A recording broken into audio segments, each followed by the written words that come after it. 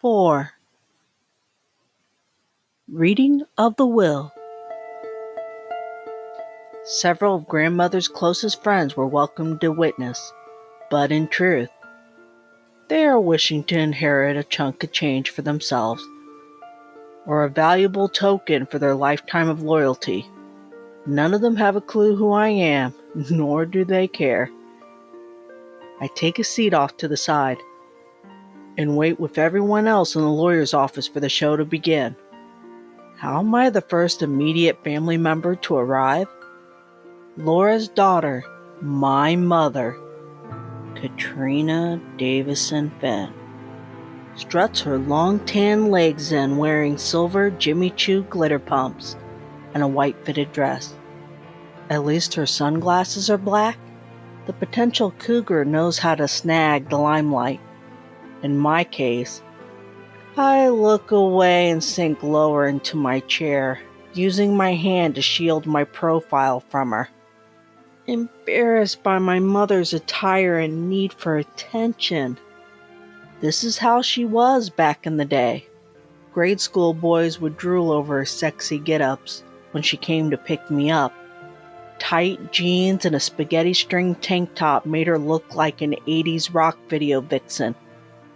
Not how you want people to see your mother. Male teachers would candidly flirt with her, with me standing right there between them, grinding my teeth, fighting the compulsion to punch him in the junk, while she loved every minute. I could tell from her laughter and the way she would caress their arms. Some things never change. Haley and Allie follow as her entourage down the runway, representing themselves as the last of the Grayson line. God help us. I space out as Mr. Norway drags out a wordy introduction. He's younger than what I was expecting. Mid-40s, shoulder-length brown hair.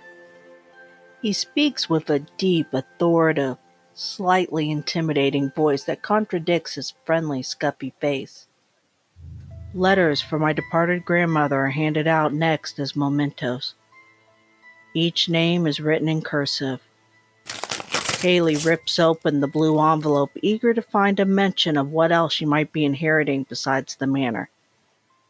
It turns out to be a long, sentimental note about how my sister was loved. Of course, Haley is disappointed because words are not tangible assets.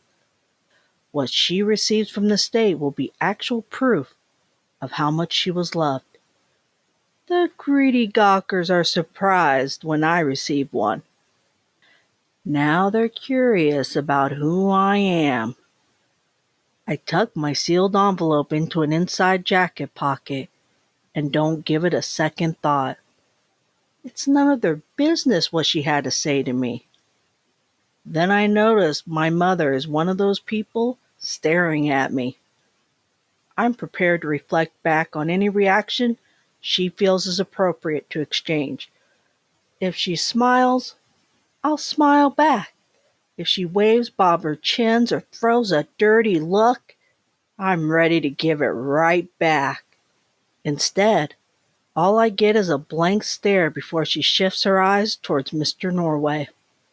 To my granddaughter, Haley Finn, I leave you the guest house on Grayson Hill. You and Allie will always have the home of your own, as I promised. Haley's smugness evaporates. This is the greatest revelation of my life. It's a struggle not to laugh. I'm losing control of my facial muscles as they force me to stretch my lips into a smirk. My sister replays every conversation she has had with Grandma about her inheritance. In hindsight, our grandmother never promised the actual manor to her. She had implied that Haley would always have a roof over her head after she died. To my grandson, Justin Finn, I leave you Grayson Manor. What? Haley jumps up, interrupting the lawyer. The room fills with gasps of disbelief and those who feed off drama. Katrina pats her thigh, signaling my sister to sit. Haley waits for another person to rise and protest with her. Her wide eyes scan the room. and lock onto me as her last hope. Oh no, don't look at me to express any pity. Haley has been living on a trust fund all her life.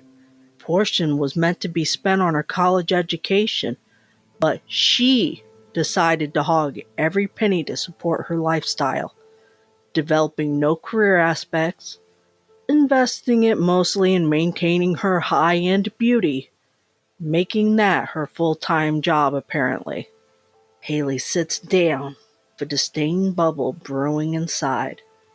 You have the majority control of the estate finances, including furnishings, land rights, maintenance accounts worth $20 million, a living allowance of $6,000 a month, and a list of conditions. I stare at my dirty sneakers, predominantly due to shock. Haley shoots me an icy glare that could cause rippling chills down your spine. My mother crosses her legs like a lady and focuses solely on Mr. Norway as he finishes. To my daughter Katrina Finn, I leave you $100,000 for reasons you're well aware of. My mother pretends to be unaffected by my grandmother's dying declaration after being given an inheritance of quarters compared to mine, but enough to prevent her from having any legal grounds to contest the will in court. The feud between them will never find peace. She got that last jab in from beyond the grave. I felt kind of sorry for her. Haley squeezes our mother's arm. She can't do this to us. We've been here the whole time. What has Justin ever done for this family? Compose yourself. Be grateful for what you have and go. My mother harbors no ill will towards me.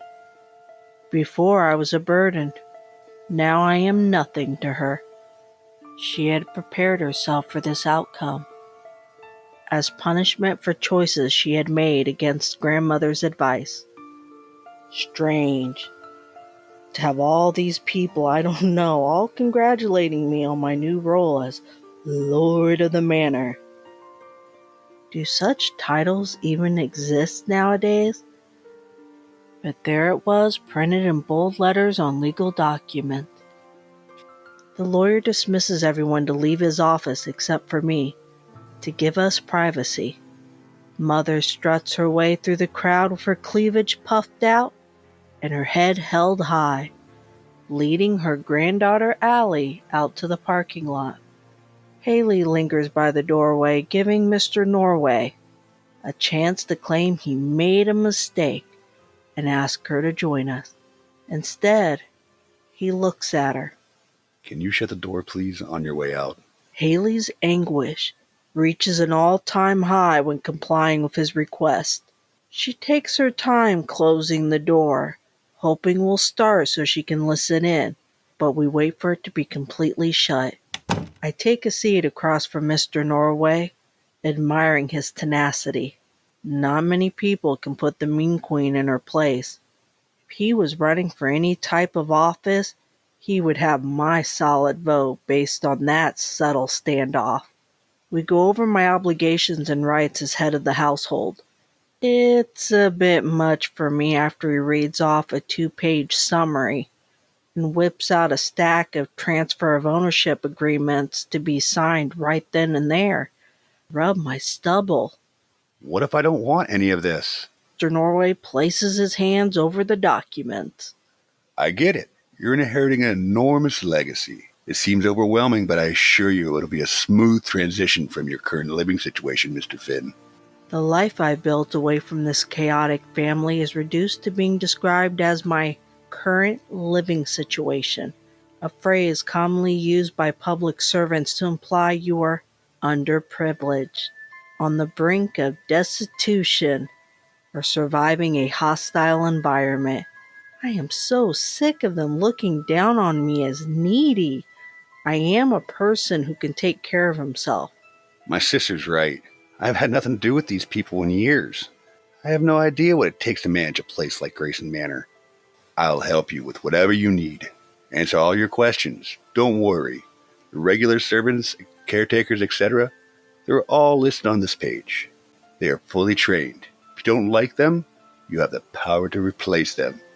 If discharging them makes you uncomfortable, call me. I'll come over and fire their asses. He makes me laugh. Redecorate. Breathe new life into the place. Maybe put in a game room.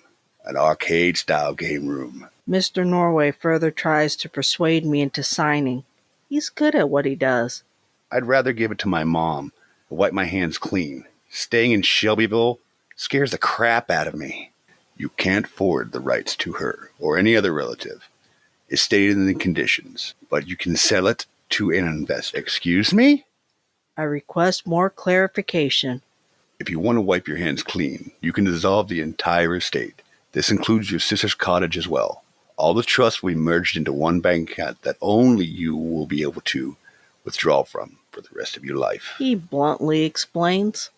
I stare at the documents, conflicted. Did my grandmother really give me the power to destroy everything our family has built, screw my sister over, and walk away with millions?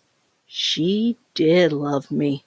Mr. Norway tones down his approach when he sees that I'm leaning more towards blowing up our dynasty. You can wait a week or two before deciding. Explore the manor. Reacquaint yourself with its history. I don't know. Either way, you're leaving my office a millionaire, Mr. Finn. He hands me a set of keys to the manor. No longer will I have to knock and wait to be let in. It's all mine, pending my signature. I choose to wait.